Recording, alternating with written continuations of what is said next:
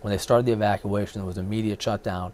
And in hindsight, that was probably a good thing that they locked down the garages, because we all know of people like downtown, it took them 4, 5, 6 hours because the whole downtown federal government was evacuating at the same time. And so they actually probably did us a favor by locking down the garages. And so later that afternoon, it was around 3:30, we start walking back toward the Capitol, and it was, as long as you had your congressional ID, they would allow you to go into the parking garage to get your car so you could go home. Now that was probably, for me, the most surreal aspect of the day, because I go into the Rayburn parking garage. I mean, it's quiet. There's nobody around. There are a couple Capitol Hill policemen. I go to my car, and I'm pulling out of the Rayburn parking garage. And at that point, I lived over in Shirlington area of Arlington, which is past the Pentagon, out 395.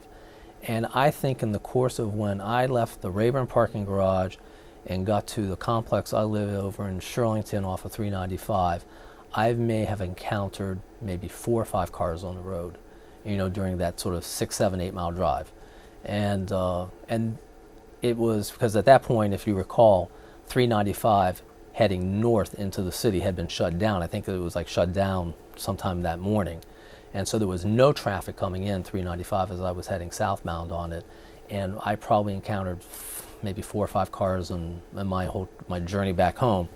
And it was sort of surreal to drive out 395 across the 14th Street Bridge past the Pentagon, and you see all the smoke. There's still fire going on, and there's still smoke, and then I pulled into the parking complex I lived in this sort of garden-style condominium complex, and I drove into the parking lot, and the parking lot was just full, absolutely full. Like everyone was, all these cars were in their park, which was unusual, at that point of the day. But the parking lot, every space in the parking lot was occupied. I parked my car.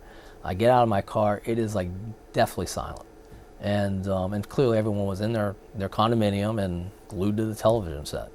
And so I sort of did the same thing.